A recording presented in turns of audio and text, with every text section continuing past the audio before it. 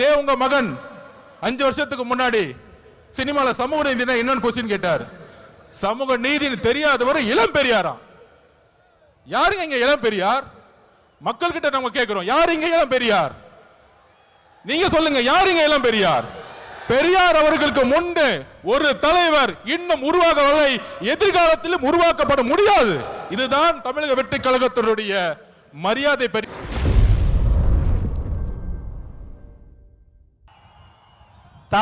தலைவர் சொல்வதை நாங்கள் செய்து முடிப்போம்.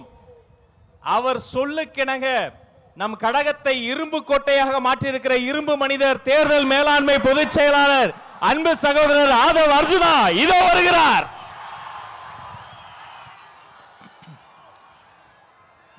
தெய்வத்தால் ஆகாதெனினும் முயற்சிதான் மெய்வர்த்த கூலி தரும்.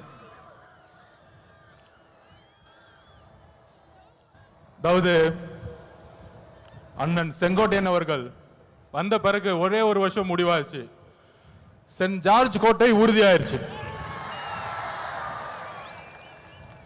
கழக தலைவர் அவர்களுக்கும் பொதுச் செயலாளர் ஆனந்தன் அவர்களுக்கும் கழக தோழர் அவர்களுக்கும் என்னுடைய வணக்கத்தை தெரிவித்து,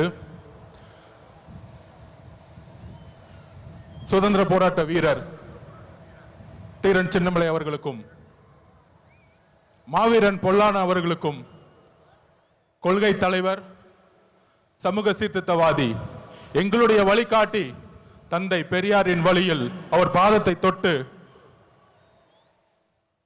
நமக்கான ஒரு மிகப்பெரிய பயணத்தை ஈரோடில் இருந்து தலைவர் தொடங்குகிறார். நம்மளுடைய குறிக்கோள் என்ன? நம்மளுடைய லட்சியம் என்ன? வெறும் அதிகாரத்தை மட்டும் அடைவதா?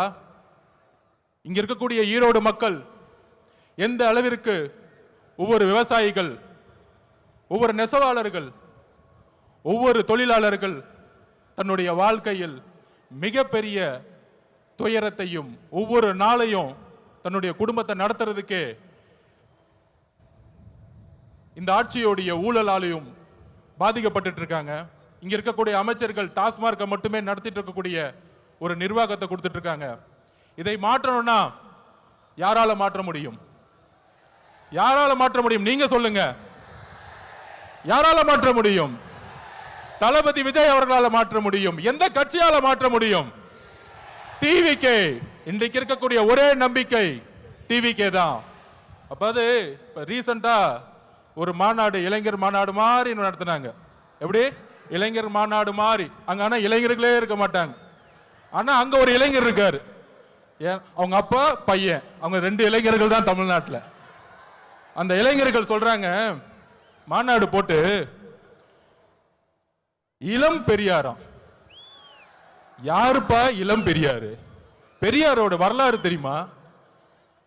பெரியார் ஸ்பெல்லிங் படிக்க தெரியுமா உனக்கு? மழையில படிக்க கொடுத்தா? இதே ஈரோட்டில் மண்ணில் எத்தனை சொற்பொழிவுகள், எத்தனை மாநாடு, எத்தனை உழைப்பு, 70 வருட உழைப்பு. அந்த 70 வருட உழைப்பை சிதைக்கிற மாதிரி இளம் பெரியார்னு சொல்றீங்களே உங்க மகனுக்கு, இதுவா ஆட்சி? திராவிட கழகம் என்ன செய்து கொண்டிருக்கிறது பெரியாரை அவமானப்படுத்தும் பொழுது? இதே உங்க மகன் 5 வருஷத்துக்கு முன்னாடி சினிமால சமூக நீதினா என்னன்னு கொஸ்டின் கேட்டார். சமூக நீதினு தெரியாதவர் இளம் பெரியாராம். யாருங்க இங்க இளம் பெரியார்? மக்கள் கிட்ட நம்ம கேட்கிறோம், யார் இங்க இளம் பெரியார்? நீங்க சொல்லுங்க, யாருங்க இளம் பெரியார்? பெரியார் அவர்களுக்கு முன்பு ஒரு தலைவர் இன்னும் உருவாகவில்லை, எதிர்காலத்திலும் உருவாக்கப்பட முடியாது.